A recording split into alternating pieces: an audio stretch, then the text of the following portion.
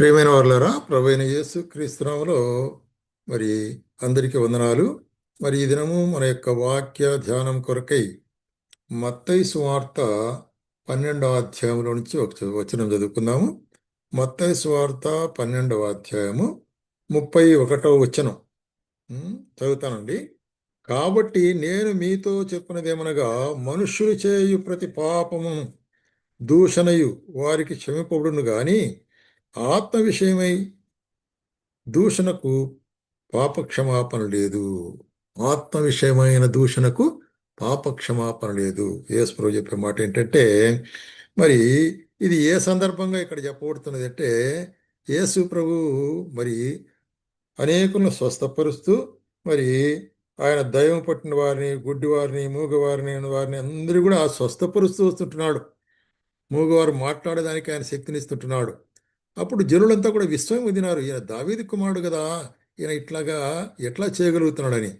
అప్పుడు పరిసయ్యులు ఏమంటారంటే, పరిసయ్యులు ఆ మాట విని, వీడు దయ్యములకు అధిపతి అయిన బయల్జెబూలు వలనే దయ్యములను వెళ్ళగొట్టుచున్నాడు గాని మరి ఎవరి వలన కాదనిరి. కాబట్టి పరిసయ్యులు దూషిస్తుంటున్నారు.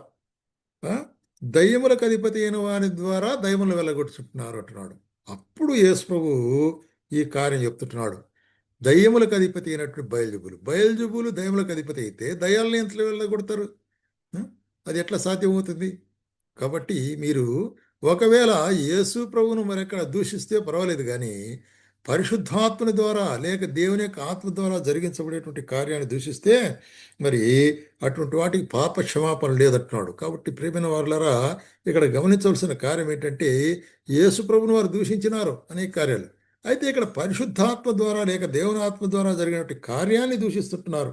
అది మరి చాలా భయంకరమైనదిగా, మరి పాపం క్షమించబడినటువంటి యొక్క పాపముగా ఉంటున్నదనే కార్యాన్ని మనం చూస్తుంటాం అన్నమాట. అందుకొరకే మార్కు సువార్తలు కూడా 3వ అధ్యాయము, మార్కు సువార్త 3వ అధ్యాయము 28వ వచనం చూస్తున్నాం చూడండి. మార్కు సువార్త రైట్.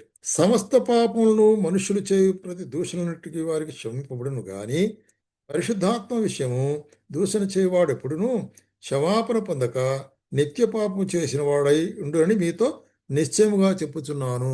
కాబట్టి పరిశుద్ధాత్మను దూషించుట అనేటువంటిది అంటే మరి దేవుని యొక్క ఆత్మను దూషించుట లేక తిరస్కరించుట అనేటువంటిది ఎంత భయంకరమైన పాపము, క్షమింపబడినటువంటి పాపము అనేటి కార్యాన్ని ఇక్కడ మరి మనకు బయలుపరుస్తున్నాడు. అయితే మరి ఈ పరిశుద్ధాత్మని ద్వారా మనము ఏ విధంగా ముద్రించబడుతున్నామనే కార్యాన్ని అపోస్తలుల పౌలు ఎఫెసీయులకు రాసిన పత్రికలో చదువుతాం. 1వ అధ్యాయం 13వ వచనం. మీరు సత్యవాక్యమును అనగా రక్షణ స్వార్థను విని క్రీస్తునందలి విశ్వాసముంచి వాగ్దానం చేయబడిన ఆత్మచేత ముద్రించబడితిరి. కాబట్టి పరిశుద్ధాత్ముడు ఎప్పుడు ఏ విధంగా మనకు వస్తాడంటే, ఆయన యొక్క స్వార్థ విని విశ్వసించి ఆయన రక్షకుని అంగీకరించినప్పుడు ఆయన మనం రక్షించి ఏం చేస్తాడు? ఆత్మచేత ముద్రిస్తాడు అనేటువంటి కార్యం. మరి ఈ విధంగా పరిశుద్ధాత్మ మనకు ముద్రించబడినప్పుడు ఈ పరిశుద్ధాత్మ మనలో నివసించేవాడుగా ఉంటున్నాడు అనేటువంటి కార్యాన్ని మనం బాగా గమనించవలసి అనుకుంటున్నాం. అందుకొరకు ఏమంటాడు? అదే ఎఫెసీయులకు 4వ అధ్యాయంలోనే 29వ వచనం. ఇక్కడ ఏమంటున్నాడంటే, వినువారికి మేలు కలుగునట్లు అవసరమును బట్టి క్షేమాభివృద్ధికరమైన అనుకూల వచనమునే పలుకుడు గాని దుర్భాషను మీ నోట రానియకుడి. దేవుని పరిశుద్ధాత్మను దుఃఖపరచకుడి. విమోచన దినం వరకు ఆయనందు మీరు ముద్రించబడి ఉంటున్నారు. కాబట్టి దేవుని పరిశుద్ధాత్మను దుఃఖపరచకుడి. కాబట్టి మన యొక్క మరి సంభాషణ అనేటువంటిది మరి ఎవరైతే రక్షించబడిన తర్వాత వినువారికి మేలు కలుగునట్లు అవసరమైన అంటే ఇతరులకు మేలు క్షేమాభివృద్ధి కలిగేటువంటి మాటలే కానీ మరి కొండె మాట్లాడేదాన్ని కానీ అబద్ధములకు మాట్లాడేది కానీ మరి ఒకరి మీద సాకులు చెప్పే మాటలు మాట్లాడేది కానీ మరి అవన్నీ కూడా క్షేమాభివృద్ధి కలుగజేయవు. కాబట్టే అటువంటి వాటి ద్వారా ఏమవుతుంది? పరిశుద్ధాత్ముడు దుఃఖపడతాడు. కాబట్టి మనలో ఏమన్నా పరిశుద్ధాత్ముడు దుఃఖపడతాడు. కాబట్టి మరి పరిశుద్ధాత్మని దుఃఖపరచకుడి అంటాడు. కాబట్టి అది మన యొక్క బాధ్యత ఏంటున్నది? పరిశుద్ధాత్మని దుఃఖపరచకుండుట అనేటువంటి అంటే పరిశుద్ధాత్మ యొక్క కార్యముకు విరోధముగా మన జీవితాల్లో ఉండకూడదు అనేటువంటి కార్యాన్ని మనం చూస్తుంటున్నాం. అట్లాగే తెస్సలోనికీయులకు రాసిన పత్రికలో కూడా 5వ అధ్యాయము 19వ వచనములో ఏం చెప్తున్నాడు ఇక్కడ? ఆత్మను ఆర్పకుడి. చూడండి, ఆత్మను ఆర్పకుడి, ప్రవచించుట నిర్లక్ష్యం చేయకుంటున్నాడు. కాబట్టి ప్రవచనం అనేటువంటిది పరిశుద్ధాత్మ ద్వారా బయలుపరచబడేటువంటి వరం. అది దాన్ని మరి నిర్లక్ష్య పెట్టకూడదు. అదే సమయంలో మరి ఆత్మను దుఃఖపరచకుడి లేక ఆత్మను ఆర్పకుడి అంటే అదే అర్థము. ఆత్మకు మరి ఆత్మను దుఃఖపరచకుడి అనేటువంటి. అందుకే హెబ్రీయులకు రాస్తూ కూడా ఏమంటాడంటే, హెబ్రీయులకు 6వ అధ్యాయము రైట్ 4వ వచనం, ఒక్కసారి వెలిగింపబడి పరలోక సంబంధమైన వరమును రుచి పరిశుద్ధాత్మలో పాలివారై. చూడండి, ఇక్కడ ఎప్పుడు ఈ కార్యం ఏంటంటే, ఒకసారి వెలిగించబడి పరలోక సంబంధమైన వరములు రుచి పరిశుద్ధాత్మలో పాలివారై దేవుని దివ్యవాక్యము రాబోయుగము సంబంధమైన శక్తుల ప్రభావమును అనుభవించి నా తర్వాత తప్పిపోయిన వారు తమ విషయములో దేవుని కుమారుని మరలా సిలువ వేయచ్చు బహాటముగా ఆయన్ను అవమానపరుచున్నారు గనుక వారు మారు మనసు పొందినట్లు అట్టి వారికి మరలా నూతన పరచుట అసాధ్యము. చూసారా? కాబట్టి మరి ఒకసారి వెలిగించబడి, ఎట్లాగా వెలిగించబడి? ఆయన యొక్క పరిశుద్ధాత్మ కార్యం ద్వారా మన యొక్క మనోనేత్రాలు వెలిగించబడిన తర్వాత తిరిగి మనము మరి చూసినట్లయితే, వెనుక తిరిగినట్లయితే, మరి ఆయన యొక్క మార్గం తప్పిపోయినట్లయితే, తిరుగుబాటు చేసినట్లయితే అది ఎట్లా ఉంటుందట? మరి యేసుక్రీస్తుని ఇంకొకసారి సిలువ వేసినట్లు అవుతుందట. మరి అది అవసరమా? అటువంటి కార్యంలో మనం పాలు పొందుట అది మంచిది కాదు. కాబట్టి అటువంటి వారిని తిరిగి నూతనపరచుట, రెన్యూయింగ్. కాబట్టి వెనుకబడిన వారిని కొంతమంది మరి చూసినట్లయితే మంచి భక్తిలో ఉంటారు, దేవుని యొక్క కార్యాల్లో మంచి బాగా పాలు పొందేవారు ఉంటారు, రక్షించబడిన తర్వాత బాగా మరి సమాధానంగా ఉంటారు. అయితే కొంతకాలం అయిన తర్వాత వాళ్ళు ప్రభువును వెంబడించడం మానుకుంటారు. కారణం ఏంటో? ఆయా విధమైన చిక్కుల్లో, సమస్యల్లో, మరి లేకపోతే ఇబ్బందుల్లో, పాపంలో పడి లాగబడతారు. వాళ్ళు వెనకబడిపోయిన తర్వాత తెలిసి వాళ్ళు వెనక్కిపోయినారు కాబట్టి వాళ్ళని తిరిగి మరి ఒప్పించుట అనేటువంటిది చాలా కష్టం అంటాడు. అందుకొరకే మరి అదే హెబ్రీయులకు రాసిన పత్రిక 10వ అధ్యాయంలో కూడా ఇంకో మాట చూస్తుంటున్నాం. హెబ్రీయులకు రాసిన పత్రిక 10వ అధ్యాయం 26వ వచనంలో ఏమంటున్నాడు ఇక్కడ? చూసినట్లయితే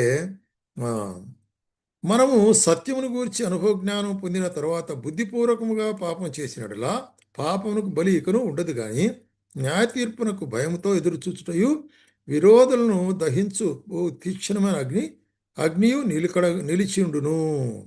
చూసారా? కాబట్టి తిరిగి పడిపోవట అనేటువంటిది. అందుకొరకే అది పరిశుద్ధాత్మని తిరస్కరించుట, లేక దుఃఖపరచుట, లేక నిర్లక్ష్య పెట్టుట అనేటువంటిది. అందుకొరకే ఇక్కడ అపోస్తల కార్యం 7వ అధ్యాయంలో కూడా స్టెఫను తన యొక్క సాక్ష్యం చెప్తూ ఏం చెప్తున్నాడు? ఉన్నటువంటి ఇశ్రాయేల్ ఇద్దరిని చూసి వారి మధ్యలో 7వ అధ్యాయము అపోస్తల కార్యములు 51 ముష్కరులారా, హృదయములను చెవులను దేవుని వాక్యమునకు లోపరచనులని వారలారా, మీ పితరుల వలె మీరును ఎల్లప్పుడూ పరిశుద్ధాత్మను ఎదిరించుచున్నారు. మీ పితరులు పరిశుద్ధాత్మను ఎదిరించినారు అంటే దేవుని వాక్యాన్ని ఎదిరించినారు, దేవుని మాటలు తిరస్కరించినారు. మీ పితరులు ప్రవక్తలలో ఎవరిని హింసింపకుండిరి? ఆ నీతిమంతుని రాకను గూర్చి ముందుగా తెలిపిన వారిని చంపిరి, ఆయనను మీరిప్పుడు అప్పగించి హత్య చేసిన వారయ్యి. కాబట్టి ఆయన రాకడను గురించి చెప్పే వాళ్ళని గురించి హత్య చేశారు. ఇప్పుడు యేసుక్రీస్తు వచ్చిన తర్వాత ఆయన్ను మీరేం చేశారు? హత్య చేశారు. కాబట్టి పరిశుద్ధాత్మనికి విరోధముగా చేస్తుంటున్నారు కార్యాలు. అలాంటి కార్యాన్ని చూస్తున్నాం. ఒక విషయం మనం గమనించినట్లయితే చూడండి, పాత నిబంధనలో మరి 2వ దినవృత్తాంతం 36వ అధ్యాయంలో ఇక్కడ ఇశ్రాయేలు యొక్క రాజుల యొక్క మరి ఆఖరి పతన దినం వచ్చింది. వారు బబులోని కొనుక్కోవలసిన దినం వచ్చింది. ఎందుకంటే పాపం విస్తరించిపోయింది. అయితే కూడా దేవుడు ఇంకొక తరుణం ఇస్తుంటున్నాడు. అందుకొరకే 36 2వ దినవృత్తాంతం 36వ అధ్యాయము 15వ వచనం, వారి పితరులు దేవుడైన యెహోవా తన జనులందరూ తన నివాసములందరూ కటాక్షము గలవాడై వారి యొద్దకు తన దూతల ద్వారా వర్తమానం పంపుచూ వచ్చెను.